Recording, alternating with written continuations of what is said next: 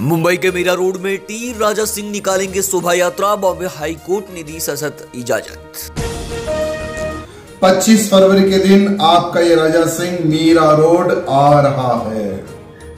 आपको भी मीरा रोड पर आना है, धर्म सभा एवं विशाल रैली को सफल बनाना है।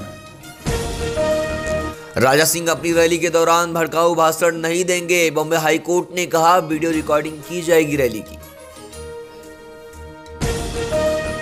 वसई के एवरसाइन में चला मनपा का बुलडोजर, तोड़ा कार्रवाई में व्यापारियों का लाखों का नुकसान।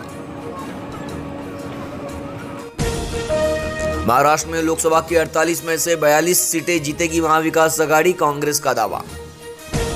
डोंबिवली में रील बनाने के बाद युवक ने पुल से लगाया छलांग, मौत। 307 घ्या, मी बघतो मग काय करायचंय ना।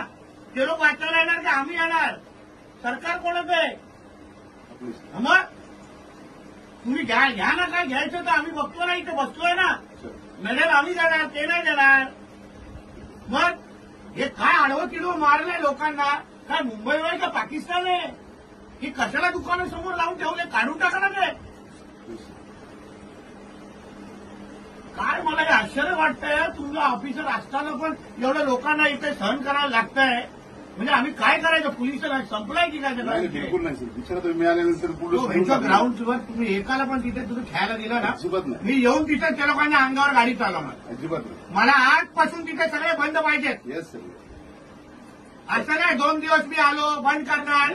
मला हे लोकांनी ते लोकांनी तिथे व्हॉलीबॉल ठेवूनच आहे नाही, त्यांच्या गांडीत ते व्हॉलीबॉल टाकलेलं एकेकाच्या। तुम्ही बघा मग, कायदा आणि सुव्यवस्था आम्ही नाही खराब करत, हे लोक असे येऊन खराब करतात आणि तुम्ही गप्प बसताय।